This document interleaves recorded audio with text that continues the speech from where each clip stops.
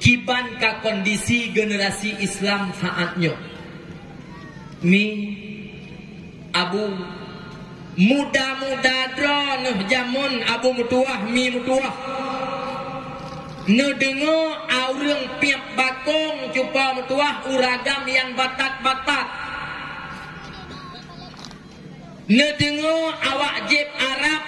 awak jeb Arab mi mutuah abu mutuah ureng agam yang batak-batak yang behe-behe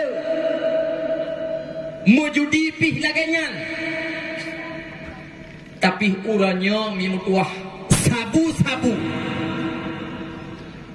narkoba jet iara mi mutuah abu mutuah naudzubillah min dalik uranya tu ba anak darah nyan buat musukan lagi lo pegah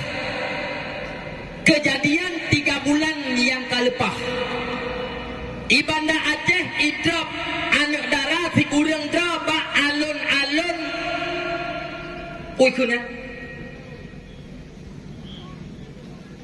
bak tajak jauh sabang beranan ni aku ulele poh lehe malam mi mutuah nya bayangan bi ulung bi badau poh lehe malam jumpa mutuah anak darah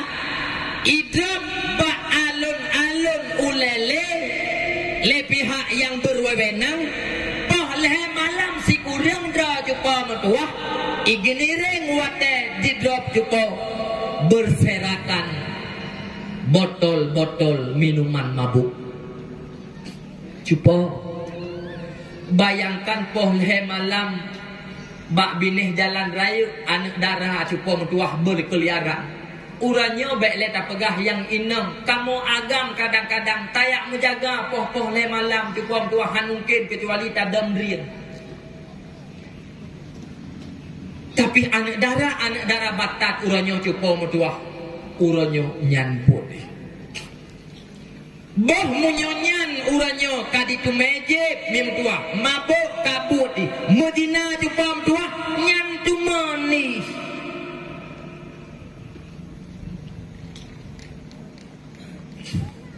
mi abu ada yang kalung pegahnya mesti tak kedi hana nebuh dalam pikiran kana kecucon nya bubuduk ke beh pemandangan yang pernah takalan di Medan Mesra malam minggu di Medan Pakeban ura minggu di Medannya perbatasan Pakeban mungkin urang jajak pak moto atau yang lo pegahnya hana atengli artinya naga kalam nyohan mustahil akan terjadi di kabupaten-kabupaten yang ada di Aceh mi nyo rahasia umum lun pegah baron uronyo di Aceh karena mi mutuah buat publo urina dua bak kafe-kafe inang agam musapat cupa mutuah lang keadaan remang-remang cupa mutuah yang inang jepupi dan sebagainya cupa mutuah uronyo kadang-kadang maaf cakap ada daerah dan ada tempat buat uronyo cupa mutuah transaksi penjualan wanita mi nana tu kuota kaya lum pegah mufo mi honekah anak urannya baik le tayak pegah tak jaga di luar rumah mah cakap di dalam rumah anak susah tak jaga tingkukan lagi orang pegah hai padung nale anak-anak leweknya cuba metuah tinggal sajan ketanyo ipajo hata ketanyo baje ketanyo rah dan sebagainya 20 jam jih tinggal dalam rumah ketanyo ladom anak mah cakap musabah wate dan semayang memang dia pegah sanggup tak jaga jumpa mertua padung nala anak-anak manusia uranya jumpa mertua maah cakap lagi anak mana